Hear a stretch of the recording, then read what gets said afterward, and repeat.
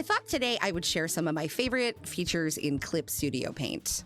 First off, one of my favorite brushes, the classic G Pen. You really can't go wrong with this thing. If you don't have the steadiest hand, you can also play with the stabilization of the brush. Now, if you want something a little bit rougher, there's also a real G Pen brush. This is a fun tool if you want something a little bit rougher and a bit more sketchy looking. One of my favorite tools is the lasso fill tool. This is awesome if you're trying to fill big areas on any kind of drawing. I find this especially helpful for base fills on things like hair, areas of clothing, and skin. If you have a hard time getting things to look the way you want it to, the continuous curve is one of the best tools. This is great because if you're having a really hard time getting a nice smooth line for a big area, it really helps steady what you're doing and makes it very easy. Boom, there you go. And also, I'm a huge fan of the ruler tools. Now, I could go over and I'll probably do a tutorial on how some of these work in the future.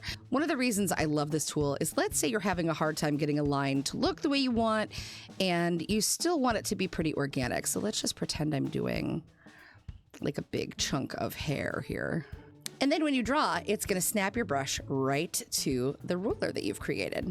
This is also awesome if you're doing a figure ruler, which is perfect for shapes like shields, clothing, etc. Anything like that you want to look really professional and slick. Finally, let's talk about the symmetrical ruler, one of my absolute favorite tools. And if you're going to be doing VTuber design, this thing comes in clutch. Here's why. So what this does is it mirrors what you're drawing on both sides of the line. This is super important, especially if you're going to be doing front-facing VTuber models, because it gives you a lot of freedom. And as you go, it's just going to mirror everything you're doing. And there you go. That's how you get a perfectly symmetrical face every single time.